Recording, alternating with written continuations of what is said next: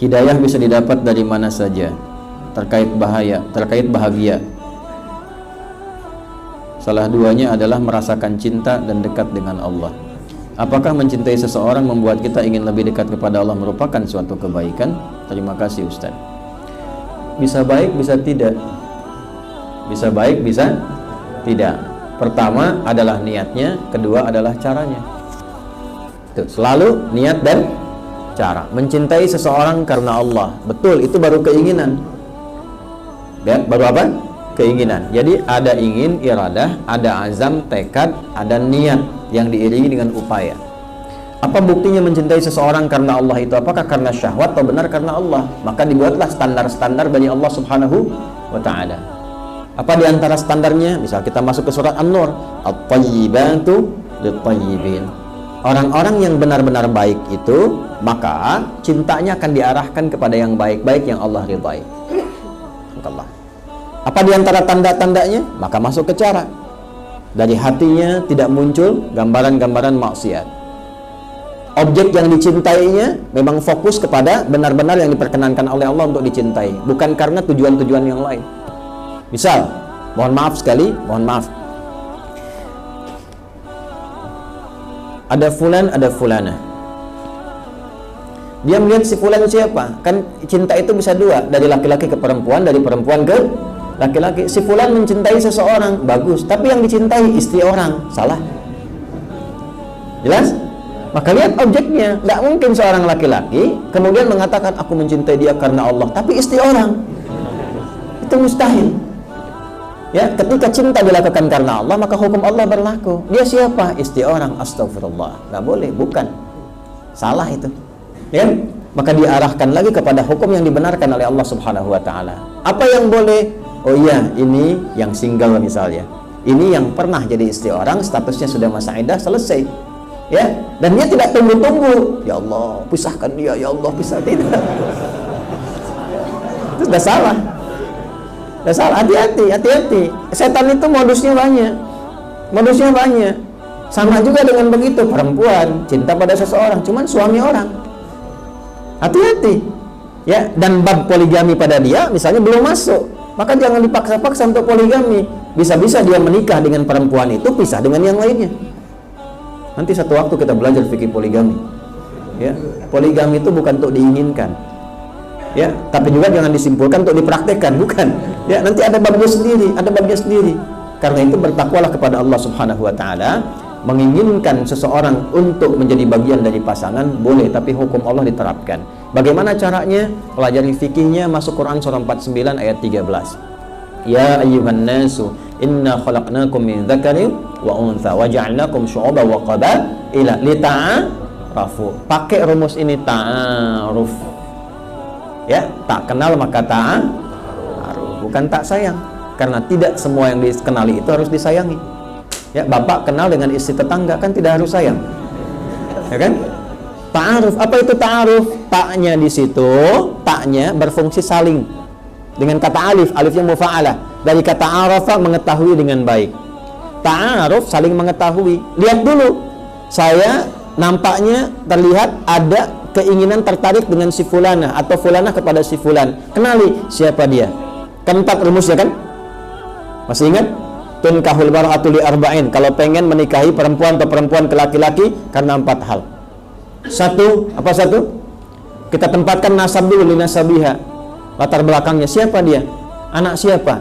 Dari mana? Ya kan? Untuk ditentukan, jangan-jangan satu nasab. Ya, jangan-jangan sosok yang nggak boleh kemudian dinikahi seperti yang tadi kita sampaikan. Ya, maka setelah ketahuan nasabnya, aman nasabnya. Yang kedua apa? Limaliha. Kadar kemampuan ya dari harta benda, dibutuhkan apa untuk menikahi itu. Makanya nanti turun Quran surah keempat ayat keempat, wa atun nisa sadaqatihinna nihlah. Cek untuk menikah itu, untuk lamaran butuh apa? Apa kebiasaan di tempat dia? Ya. Kemudian dari situ ada mahrul misli, mahar yang standar di tempatnya. Berapa yang dibutuhkan untuk pernikahan? Nggak harus terlalu mewah, yang penting akan terpenuhi. Kemewahan disiapkan untuk setelah berumah tangga. Yang ketiga apa? Lijamaliha. Ya, itu standarnya relatif. Karena kecantikannya atau kegantengannya. Nah, cantik yang dimaksudkan di sini tafsir lagi di hadis lain. Bukan secara fisikal saja. Betul, fisikal nanti terkadang terkait dengan keturunan. Tapi ada hadis lain nanti yang menafsirkan ketika dipandang merasa tenang. Jelas? Membuat kenyamanan. Ya, ada memang wajahnya secara fisik cantiknya luar biasa 100%. Cuman cerewetnya 1000%. Misal. Ya, yang ketika digandeng memang nyaman, tapi ketika bicara jadi nggak nyaman. Ya, mal untuk keluar 10 juta, tapi zakat malnya 100 juta misalnya. Ya, itu kan repot juga. Maka mungkin yang wajahnya biasa-biasa tapi terlihat cantik dalam dirinya. Kalau menatap tenang hati, kalau bicara damai jiwa. Makanya sering orang mengatakan cantik itu relatif, bergantung keadaan dirinya. Istri Anda cantik bagi Anda, ya. Istri orang lain cantik bagi orang lain. Jangan ditukar. Istri orang cantik bagi Anda, istri Anda cantik bagi orang, itu fatal. Ya, setan itu pintar. Biasanya setelah menikah seperti itu. Awal sebelum menikah pasangan Anda paling cantik, setelah menikah istri orang jadi lebih cantik. Itu setan itu. Ya, yang keempat lidiniha. Yang keempat itu agamanya. Jadikan ukuran. Jadikan apa? Ukuran. Fadfar bidzatid dini taribat yadak. Jaga yang agama itu, kalau benar agamanya, itu akan beruntung dalam pernikahannya. Jadi, tetapkan pada yang keempat. Maka kalau Anda bertanya seperti ini, ukur yang keempat itu setelah memastikan yang 3. Jadi 4 jadi prioritas. Walaupun dia cantik, walaupun dia ganteng, tapi jauh dari agama, itu nomor sekian. Supaya dia baik dulu agamanya. Walaupun nasabnya bagus, anak orang kaya, punya kedudukan, tapi agamanya jelek, jangan titipkan anak Anda pada yang demikian. Karena celakanya itu panjang. Ya, ada seorang imam, sahabat Nabi, namanya Abu Darda radhiyallahu ta'ala anhu. Itu punya anak cantiknya luar biasa. Jadi rebutan, sampai rebutan para amir-amir. Kalau kita sekarang para gubernur dan sebagainya. Ada anak seorang pejabat, pejabatnya kaya, punya kedudukan tinggi dan seterusnya, melamar. Anaknya ganteng. Saya tanya ibu deh, Bu,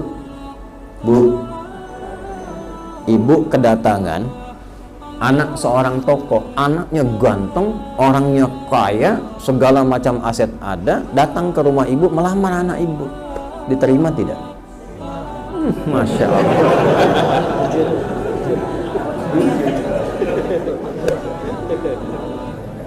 Begitu datang, Abu Darda menolak.